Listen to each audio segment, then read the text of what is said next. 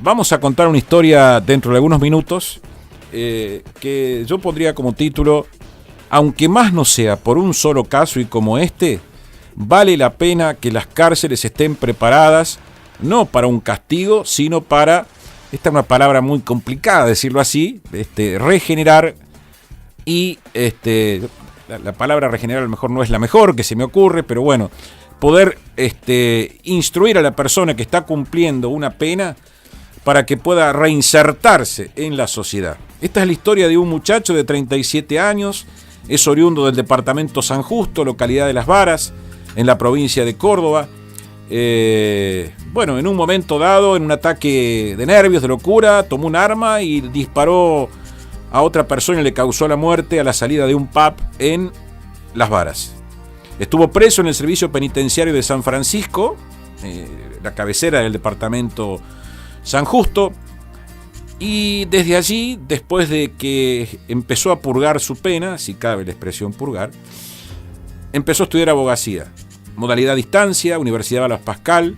Esto le fue reduciendo su pena, además tuvo excelente comportamiento y bueno, arrepentido de lo que hizo y ya en libertad, está cursando el último año de su carrera universitaria, está en pareja, tiene una hija, y va a contar su experiencia en una conferencia que se va a dictar mañana a todo el país en el marco de las cuartas jornadas de educación en contexto de encierro, un cambio hacia la libertad.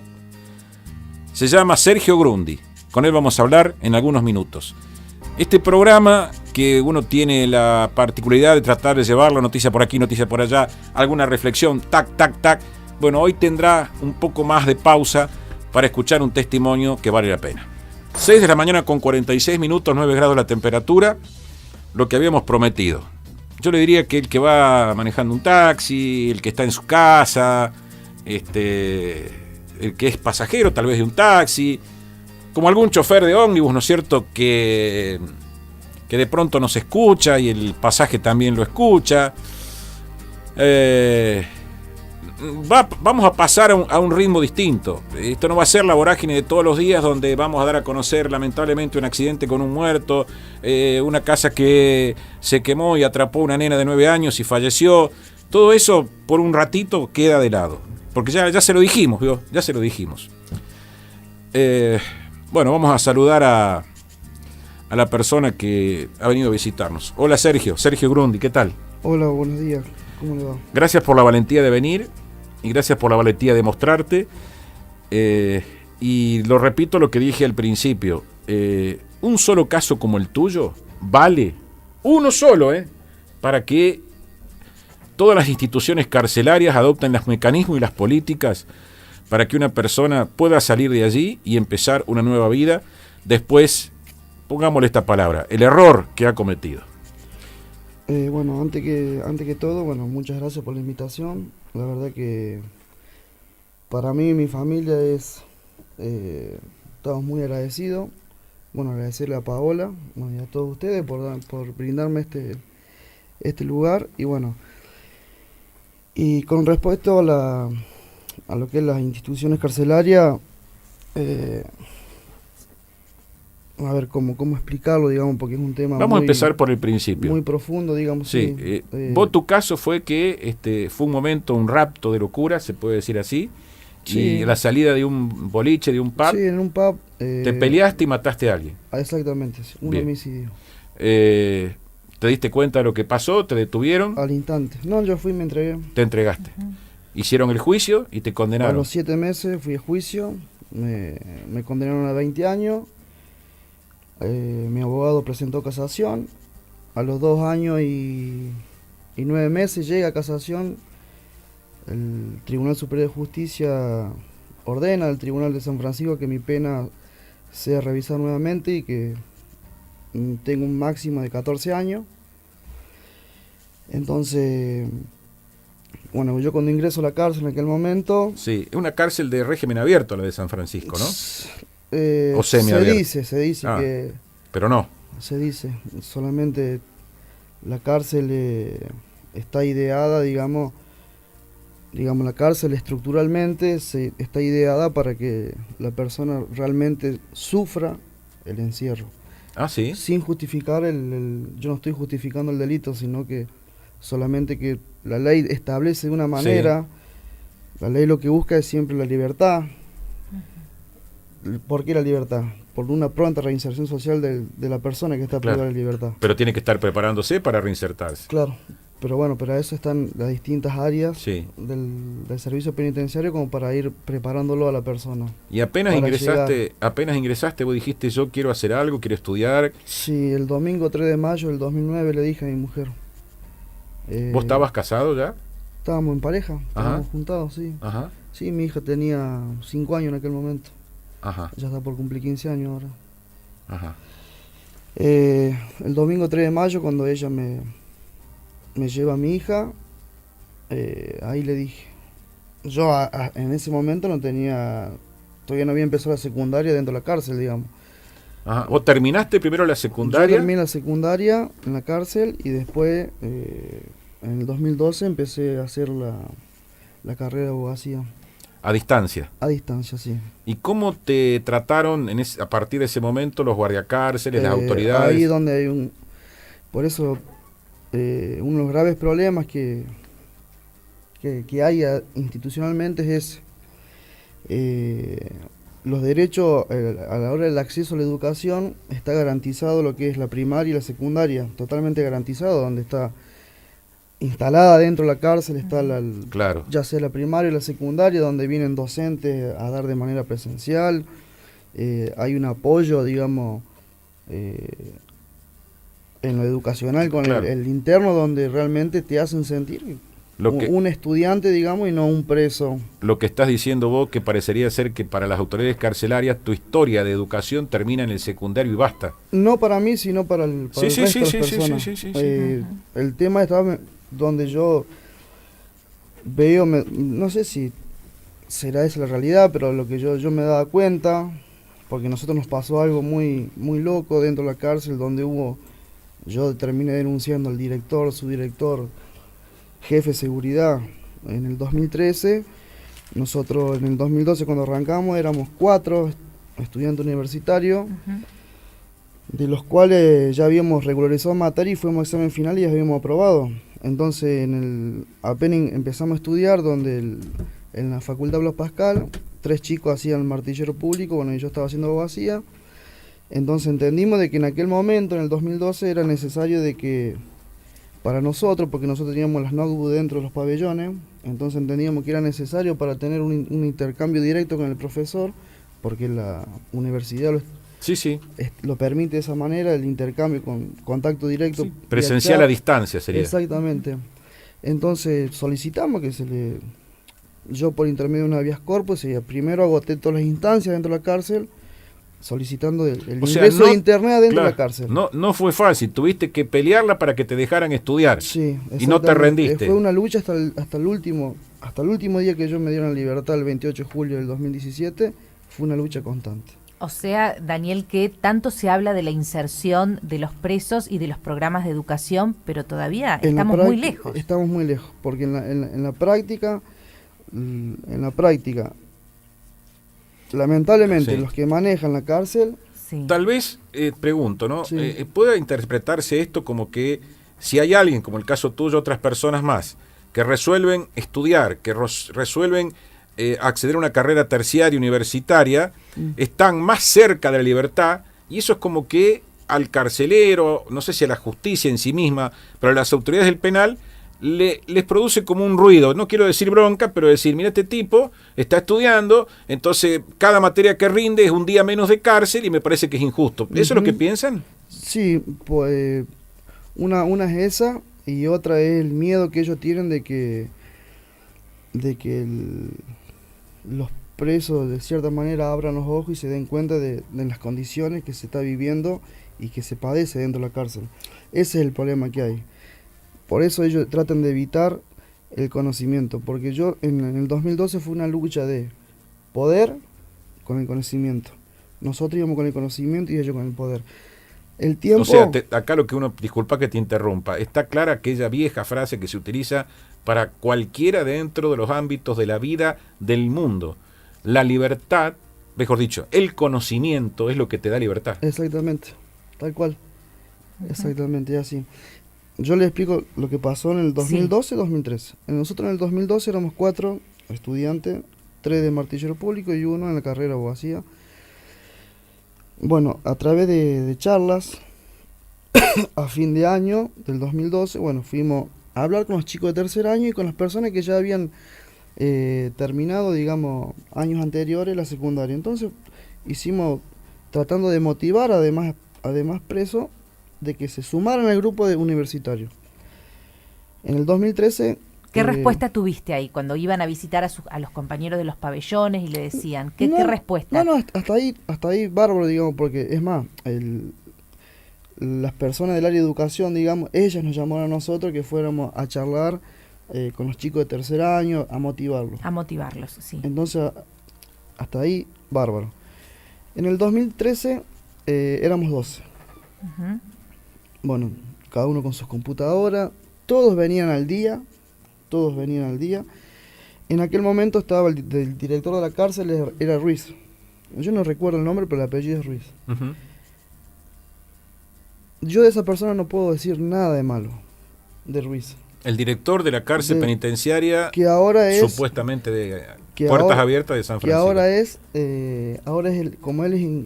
Por eso yo hablo, para mí tiene que estar en la cúpula de la cárcel, tiene que haber personas con títulos universitarios. Claro. Uh-huh. Con títulos universitarios. No puede estar no es por... Sí, o sea, no alguien, es por discriminar. No, pero alguien que tenga un título secundario, tal vez, por envidia, por un montón de cosas, no puede comprender al que está por recibirse de abogado. Le da, no sé, pongámosle bronca, envidia. Los grandes avances educacionales que fue en aquel momento fue en el 2012 cuando estaba Ruiz. Uh-huh. Y él es arquitecto. Ajá. Claro, no tiene nada que ver con el tema, o sea, no comprende quizás lo necesario del servicio penitenciario para reinsertar a la gente. Estamos hablando, Daniel, de que existen al día de hoy personas que no son aptas para estar ahí. Uh-huh. O sea, personal no apto para ayudar a que el preso realmente cumpla su condena. Y fíjate vos que estamos hablando de un arquitecto que en teoría tampoco sería una persona absolutamente idónea, pero la idoneidad parte de su capacitación universitaria que le da otra visión. Otro trato. Y otro trato. Te llevo un poquito más atrás, antes de llegar a la cárcel. ¿Cómo era tu vida? Vos decías que no habías terminado el secundario. ¿A qué te dedicabas hoy? Tu mirada de aquel Sergio. ¿Qué hacías antes del asesinato, no? Porque... Y de cierta manera era una persona que tenía problemas con el alcohol, problemas con el juego. Le agradezco la vida de haberme encontrado a mi mujer. Le agradezco la vida de tenerla a mi lado. Bueno, que ambos tenemos esa hermosa nena pero sí, tenía una vida muy descontrolada. Es más, no es que yo era una persona violenta. Por eso yo siempre digo, no es que yo andaba amenazando personas para acuchillarlo o matarlo. Fue un caso aislado el que te pasó. Exactamente. Y después que ese es el... Pero bueno, el ritmo de vida mío era... No tenías quizás, viste cuando dicen, Daniel, a veces uno en la vida pierde el norte, ¿no? Uh-huh. Y anda a los cachetazos. Tal cual. Y cuando la vida te empieza a cachetear, pasan estas ¿Cuántos años cosas. tenías cuando pasó eso? 27. 27 años. Bueno, acá tenemos también visitándonos al profesor Cruz Álvarez.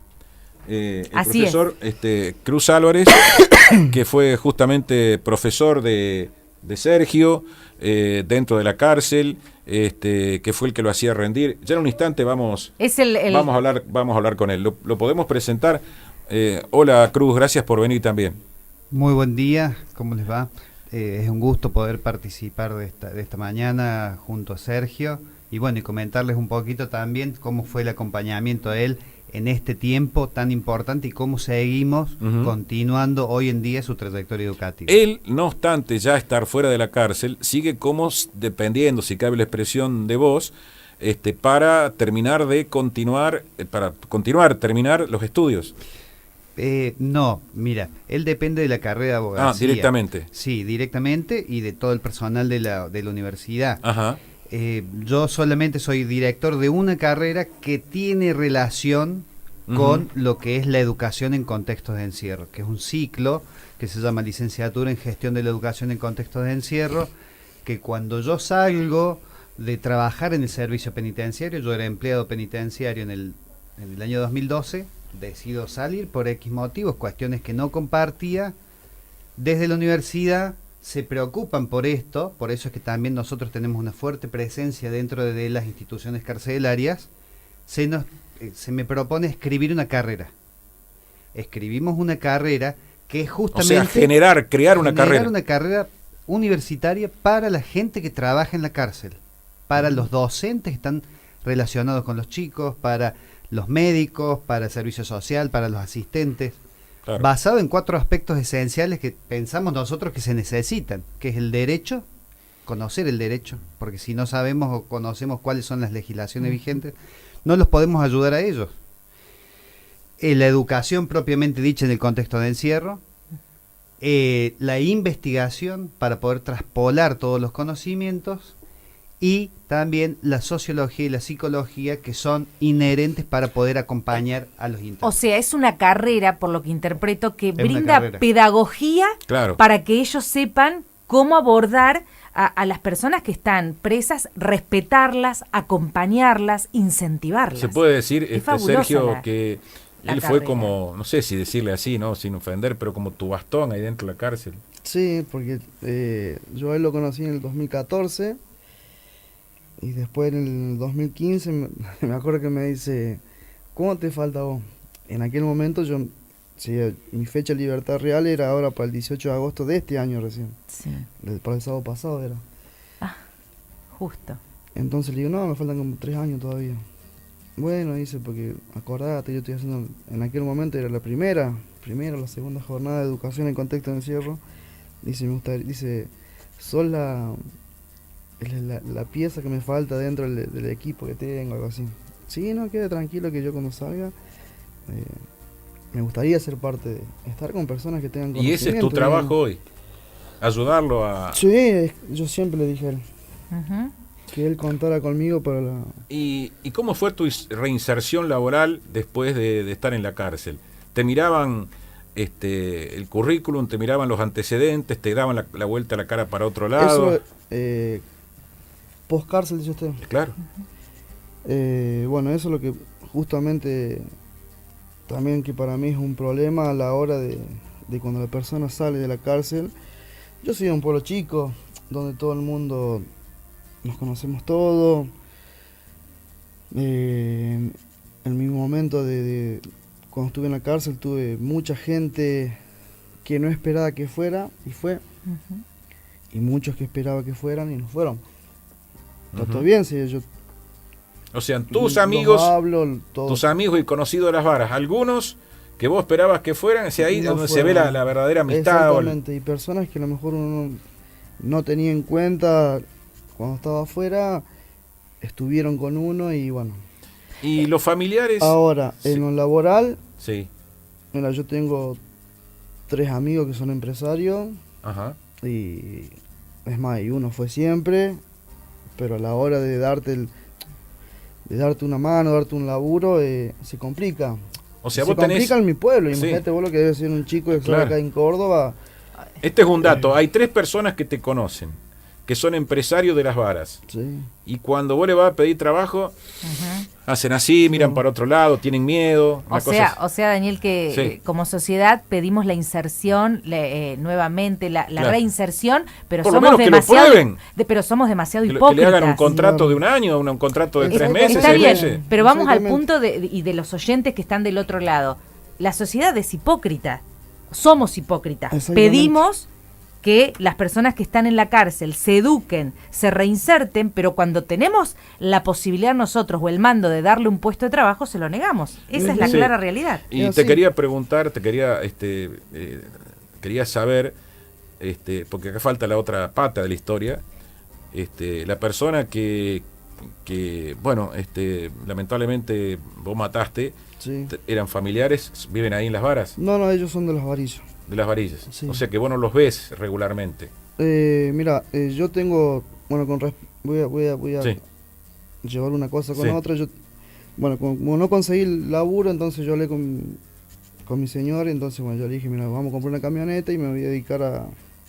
Porque había un chico que estaba preso conmigo y él vive en Santa Fe, Ajá. en un pueblo de Santa Fe, y bueno, él se dedica, vive de la pesca, digamos.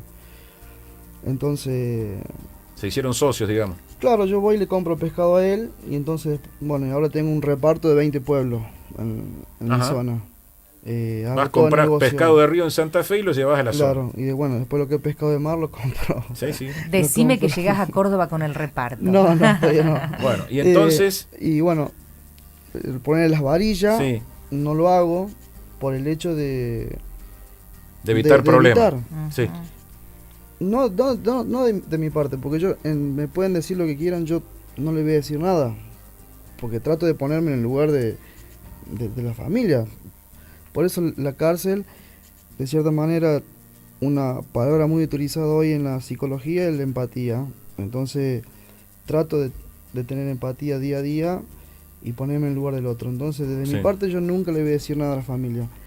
Pero vos Y sentís que No ellos... voy a vender las varillas por las dudas. por ese hecho, pero bueno, justamente hace 2 semanas atrás, 3 semanas atrás, fuimos con mi mujer y mi suegro, una sobrinita de Buenos Aires, fuimos a cenar a Las Varillas, un lugar que está sobre la ruta. Y justo nos sentamos en una mesa y dice, no, está reservada, siéntense en esta mesa. Y bueno, nos sentamos acá y en la mesa que estaba reservada eran todos los chicos que trabajan en la cooperativa de luz de Las Varillas, y dentro de los cuales el chico, el hermano, digamos, fue a comer ahí, Sí. digamos, nos encontramos. ¿Qué sentiste? ¿Qué ocurrió? ¿Qué pasó? Yo tranquilidad. Cuando apenas lo veo, yo me quedo tranquilo porque estaba con mi mujer, si mi mujer no lo había visto. Cuando ella lo ve, lo primero, la cara que puso mi mujer, bueno, mi suegra no se dio cuenta, pero mi suegra tampoco, así que me quedé tranquilo. Él pasa al lado mío y se sienta atrás mío. Yo justo estaba en la punta de la mesa y él se sienta atrás mío, digamos. No bien atrás mío, sino a 2 sillas donde estaba yo. Así que bueno, yo me quedé tranquilo. Después... No hubo ninguna agresión, No, ningún no, comentario, no, nada. no. ¿Alguna vez pudiste pedirles perdón o explicarles o decirles a la familia? No, pero ¿Tenés yo sé ganas? que en algún momento se va a dar la posibilidad. Y lo querés hacer a Sí, eso. obvio. Ese sería el punto final para cerrar la historia. Sí. Bueno, Cruz, ¿qué podemos decir a la gente que está escuchando como mensaje? Yo al principio dije, un solo caso como el de Sergio sirve para que se propongan cosas como la que vos proponés. Que sea una carrera universitaria para quien dirige una cárcel, que haya más opciones para poder estudiar. Sí, efectivamente, yo creo que tanto desde la educación como el trabajo, que son los pilares de la ley de tratamiento penitenciario, hoy en día es donde tenemos que apostar al cambio. Hay gente que está trabajando incansablemente dentro de las cárceles, en condiciones que muchas veces son precarias. Los agentes penitenciarios hacen guardias que en muchos casos llevan más de las horas que tienen que realizar, lo cual precariza la situación de ellos. A su vez también encontramos espacios que no son los aptos para que los internos puedan tener una correcta reinserción luego en la sociedad. Y tu experiencia es que, por ejemplo, en cárceles de lugares chicos, si cabe la expresión, como San Francisco, de menos población, se puede hacer esto, pero en una cárcel como la de Bower, o inclusive hasta la de Cruz del Eje, ¿no? Que está, no sé si superpoblada, pero al límite, es muchísimo más difícil. Es mucho más difícil. Yo he trabajado en Bower y realmente hoy en día la situación es muy complicada. Hay una superpoblación de internos, lo que lleva a que no se pueda brindar bien los servicios que se les tiene que brindar a los internos. Por ejemplo, en educación, la educación es el ámbito donde el interno puede ser libre. Claro. Lo único que pierden ellos es la libertad ambulatoria. Te lo pregunto de otra manera. Un caso como el de Sergio pudo darse en San Francisco, pero es muy difícil que se pueda dar en Bower.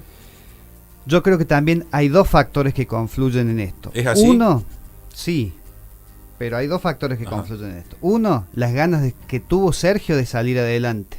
Eso es muy importante, porque cuando yo lo conocí a él, dentro de la cárcel de San Francisco, yéndole a tomar examen, hay uno de los efectos que habla un psicólogo español, que son los efectos de la prisionalización, que es la ansiedad. Sergio era muy ansioso. Yo dije, bueno, está dentro de los parámetros normales, pero después me demostró que él en un día rindió 3 materias con una carga horaria extensísima, y era porque realmente tenía deseos de superarse.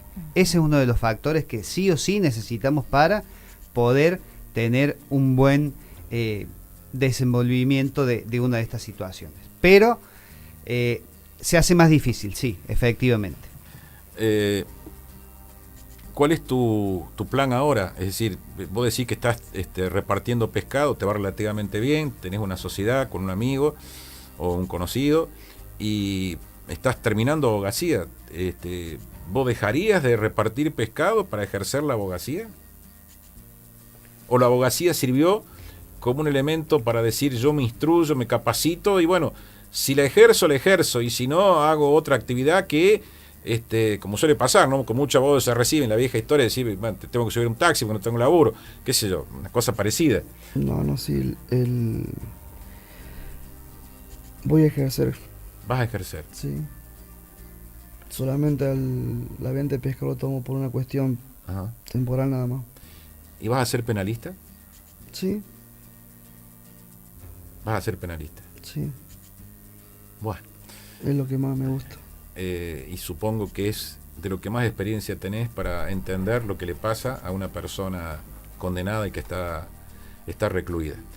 Bueno, yo te pido Sí, sí, Alejandra. No, Daniel, mientras estamos escuchándolo muy atentamente, es un reportaje que sale de lo habitual que hacemos en Noticias 96.5. Pensaba qué mensaje, ¿no? Y seguramente vos le ibas a decir lo mismo. ¿Qué mensaje le deja a esos chicos que nos están escuchando del otro lado, a esas personas que... Hay gente que nos escucha en la cárcel de Bower. Exactamente. ¿Qué mensaje? Sí, Sergio, ¿qué tenés ganas de decirles? De que nunca bajen los brazos y que por ahí no es fácil porque estando en la cárcel uno no está lejos de las personas que uno quiere y inevitablemente afuera pasan cosas. Uno cuando llama a la casa te dice no porque pasó esto, pasó aquello, no tenemos esto, no tenemos lo otro, y entonces cuando la persona eso le genera, digamos, nervios, se pone mal. Entonces, más allá de todas las cosas malas que le pueden pasar a los familiares, amigos de la persona que está detenido, yo les digo de que nunca dejen de luchar por lo que uno quiere. Los chicos que están estudiando y que por ahí tienen una condena media larga, que saquen, que la mente no esté en la condena, que sino que esté en el progreso en el estudio, que a medida que vas rindiendo materias, cuando no te des cuenta ya estás en libertad, como me pasó a mí. ¿Y vos tenés ganas, a veces los has hecho, de algunos amigos que has generado o han quedado, supongo, dentro de la cárcel, que todavía están cumpliendo condenas, ir a visitarlos? Sí, el otro día le fui a llevar pescado. Sí, siempre cuando voy pescado del bueno, el pescado de río, está bien. Siempre cuando voy a San Francisco paso. Y en ese tema, bueno, tenemos que ir cerrando, Daniel, simplemente, pero vos decís, le llevé pescado, viste que mucho se dice que las familias le llevan los alimentos, porque una persona que estudia, Cruz, me lo vas a afirmar a esto, necesita estar bien alimentado, concentrarse y demás. La cárcel hoy no brinda eso, o a medias. En el tema de la alimentación, en el tema del respeto, ¿no es cierto?, a esa persona que necesita consumir alimentos para estar bien lúcidamente, ¿no?, su mente. Mira, en estos últimos tiempos está todo lo que es el acompañamiento al interno desde una parte integral, desde una visión integral del sujeto. Pero bueno, muchas veces que se lleve a cabo realmente es difícil. Yo no te podría decir efectivamente sí, pasa y no pasa como en muchos lugares. Y yo creo que es necesario tener en cuenta que hoy en día los internos de por lo menos la provincia de Córdoba están en situaciones precarias. Bueno, ¿es la primera vez que contás esto públicamente? Sí. Bueno, te agradecemos que hayas venido a Córdoba y que hayas elegido este medio para poder hacerlo.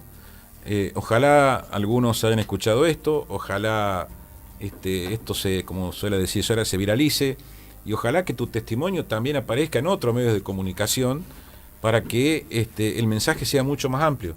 Que lo que empezó en esta radio humilde, en esta radio de Córdoba, también lo tengan en cuenta otros medios de comunicación, tal vez más importantes, tal vez de otros grupos económicos más grandes, y se baje una línea para decir, como dije al principio, ¿no? Se puede, si uno quiere, se puede. Sí, sí, sí. Sí, no, estaría bueno, digamos, siempre. Es más, para el año que viene tengo un proyecto con un chico que está preso, que también está estudiando abogacía. Él la está haciendo en la UNC. Solamente que él viene medio atrasado por el hecho de la burocracia institucional, de que te tienen que traer a Bower, te tenés que volver, te avisan sobre la hora, por ahí te estás preparando para, qué sé yo, para un examen, y vienen la noche antes y te dicen, che, mañana tenés que ir a rendir el examen, y por ahí, si no es que hay fecha cierta, digamos, ya algo programado. No hay un acompañamiento ni una articulación para que la educación se lleve a cabo en las cárceles argentinas. Pero, esa es la realidad. Pero si usted tiene la posibilidad de preguntarle a un profesor de la UNC que va a la cárcel de Bower, sí, pregúntele cómo es el trato con ellos. Yo se los aseguro, que el trato es malo. En cada requisa siempre les pasa algo, que tienen que dejar esto, que tienen que dejar lo otro. El sistema está preparado para que el profesor no ingrese y no pueda tomar el examen. Está preparado de esa manera. Operativo desgaste sería. Exactamente.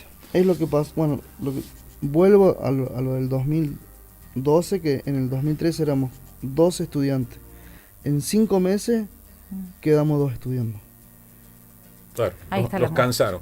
Vinieron, hubo cambio, se fue Ruiz, el director y vino Sergio García, que ahora Sergio García es director general de Bower, maneja las 4 o 5 cárceles de Bower, y hizo desastre. Bueno, conmigo no que tuvimos problemas, digamos, personales de amenaza, nada, pero hubo problemas y el tiempo me terminó dando la razón a mí, porque yo le decía, vos estás haciendo las cosas mal, porque vos lo que estás poniendo son por el rey, no quiere que estudiemos. ¿Vos le decías eso y no tenías miedo? No, es que no tenía miedo, porque lo que pasa que, bueno, nosotros tenemos que ojalá que todo el mundo tuviera un juez de ejecución como que tuvimos nosotros. Claro.